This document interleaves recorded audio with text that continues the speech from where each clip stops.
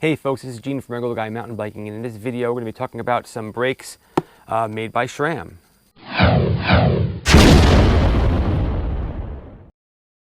Hey folks, this is Gene from Regular Guy Mountain Biking. Thanks for tuning back into the channel.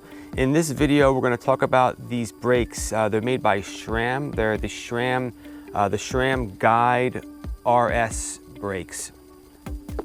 I purchased these from an online company that I've been working closely with now called Worldwide Cyclery. My buddy Brian from BKXC actually hooked me up with these dudes. They are really helpful. When I wanted to buy these brakes, let me take it back. I wanted to buy new brakes for my mountain bike and I wasn't sure what I was going to get. My research kind of directed me to the SRAMs. So the folks over at Worldwide Cyclery were just amazingly helpful. I just sent them email after email and they constantly replied. So, you know, buying over the internet sometimes can be tough because you don't have the connection with someone. These guys make you feel like you've got someone on your side trying to help you get the right product. So, you know, big thumbs up to you dudes, Worldwide Cyclery. I'll be buying more things from you and I'll have links to this product in the actual notes below. Okay, so SRAM Guide RS. Why did I get these brakes? If you've been following with the channel, you'll know I'm putting together a small little playlist on videos pertaining to the enduro racing that I'm getting into. Just thought it was time, what the heck, have some fun and step it up and get into some racing. My Remedy 8, my Remedy 8 2016 Remedy 8 is an amazing bike, but I needed to make some tweaks to it to get it ready for enduro. And one area was around the braking, especially for the trails that I knew I was going to be riding on. The trails over here at Mountain Creek they're basically downhill trails. They're pretty aggressive. And plus, if you look at a lot of the enduro videos, it's just a lot of hardcore downhill sometimes.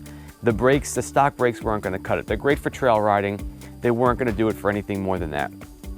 So I did, in this case, upgrade. I know I mentioned in my E13 video I just did, I wasn't calling that an upgrade, not because E13 isn't awesome. That thing's been working great. But if you weren't into bash guards and you didn't need a chain tensioning or chain guide, then it's not really an upgrade, right? If you didn't want it, then it's not an upgrade. But these brakes are considerably better than the brakes I had on my bike, so I would call these an upgrade. So what I'm going to do for you now is this. I'm going to show you a quick Hyperspeed video of me installing the brakes. This is not a product review on the brakes yet. I've only really used them like once or twice and really in one race. With something as important as brakes, I don't just want to try it once and say, oh, these are great, buy them. These are important. Like, you got to get this stuff right, and these weren't really the cheapest thing in the world. They're perfectly priced for what they are, but they're not like a $25 little accessory. So I have another race coming up. After that race, I'm going to do a full review on all the changes that I did to the bike, but specifically how all those changes affected the bike, and were they good or bad or whatever. That's when I'll get into the details on how these brakes worked. So let's head over to that Hyperspeed install. You'll see how we installed, and then I'll be right back.